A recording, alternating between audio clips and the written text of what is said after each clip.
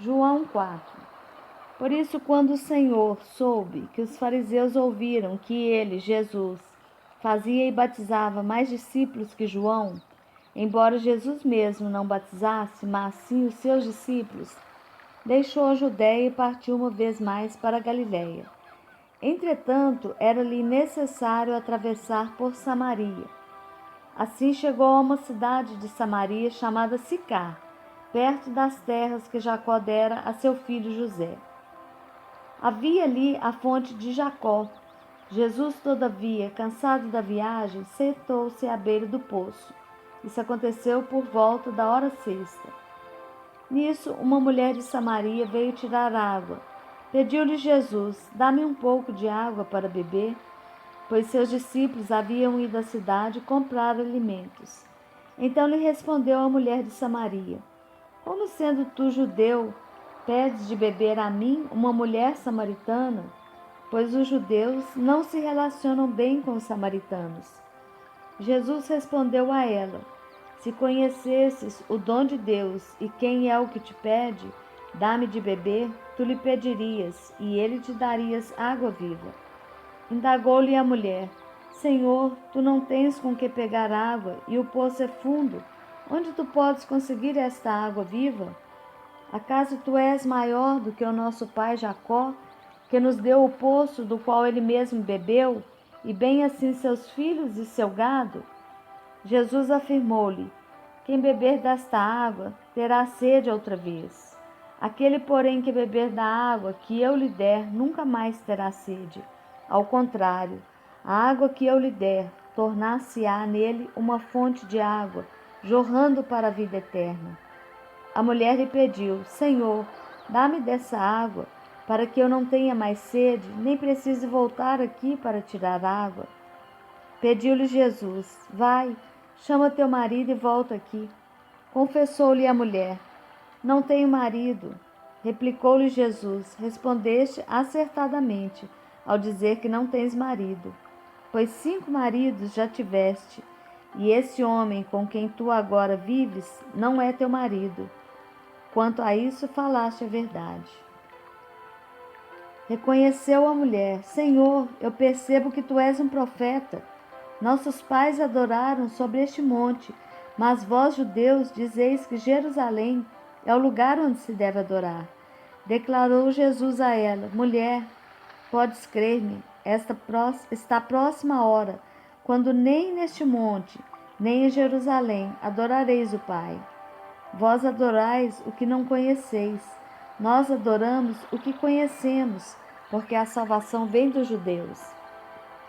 Mas a hora está chegando, e de fato já chegou, em que os verdadeiros adoradores adorarão o Pai em espírito e em verdade, pois são esses que o Pai procura para seus adoradores.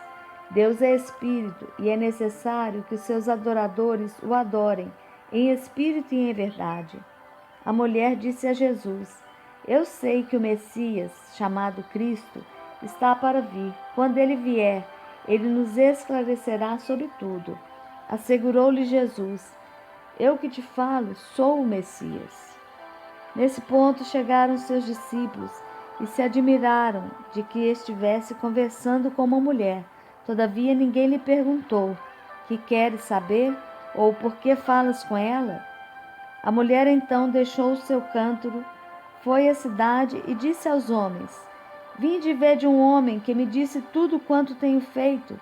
Não seria esse o Cristo? Saíram, pois, da cidade e foram por onde Jesus estava.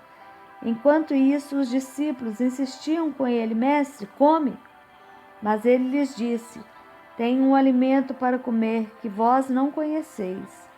Então os discípulos disseram uns aos outros: será que alguém lhe teria trazido algo para comer? Explicou-lhes Jesus: a minha comida consiste em fazer a vontade daquele que me enviou e consumar a sua obra. Não dizeis vós: ainda há 4 meses até a colheita? Eu, porém, vos afirmo: erguei os olhos e vedes os campos, pois já estão brancos para a colheita. Aquele que ceifa recebe o seu salário e colhe fruto para a vida eterna, e assim se alegram juntos o semeador e o ceifeiro. Dessa forma é verdadeiro o ditado: um semeia e o outro colhe. Eu vos enviei para ceifar o que não plantaste. Outros realizaram o cultivo, e vós usufruístes do labor deles. Muitos samaritanos daquela cidade creram nele, em virtude da palavra daquela mulher que testemunhara. Ele me disse tudo quanto tenho feito. Assim, quando os samaritanos se encontraram com Jesus, insistiram em que se hospedasse com eles, e ele ficou 2 dias. E muitos outros creram por causa da sua palavra. Então disseram à mulher: agora cremos, não somente por causa do que tu falaste, mas porque nós mesmos o ouvimos e sabemos que este é verdadeiramente o Cristo, o Salvador do mundo. Depois daqueles 2 dias, ele partiu dali para a Galiléia. O próprio Jesus havia testemunhado que um profeta não tem honra em sua própria terra. Assim, quando chegou a Galiléia, os galileus o receberam bem, porque viram todas as coisas que ele fizera em Jerusalém, por ocasião da festa a qual eles também tinham comparecido. Então Jesus voltou mais uma vez a Caná da Galileia, onde transformara água em vinho. E ali havia um oficial do rei, cujo filho estava doente em Cafarnaum. Quando ele ouviu que Jesus havia chegado a Galileia, vindo da Judéia, dirigiu-se até ele e lhe implorou que descesse para curar seu filho, que estava a ponto de morrer. E Jesus lhe disse: a menos que vejais os sinais e maravilhas, nunca crereis. O oficial do rei disse a Jesus: Senhor, desce, antes que o meu menino morra. Assegurou-lhe Jesus: pode seguir, o teu filho vive. O homem acreditou na palavra de Jesus e partiu. E quando estava descendo a caminho, seus servos vieram ao seu encontro e lhe deram a notícia: teu filho vive. Então inquiriu deles a hora em que o menino havia melhorado. E eles lhe disseram: ontem, à hora 7ª, a febre o deixou. Assim o pai reconheceu ser aquela a mesma hora em que Jesus lhe dissera: o teu filho vive. E creu ele e todos os que viviam em sua casa.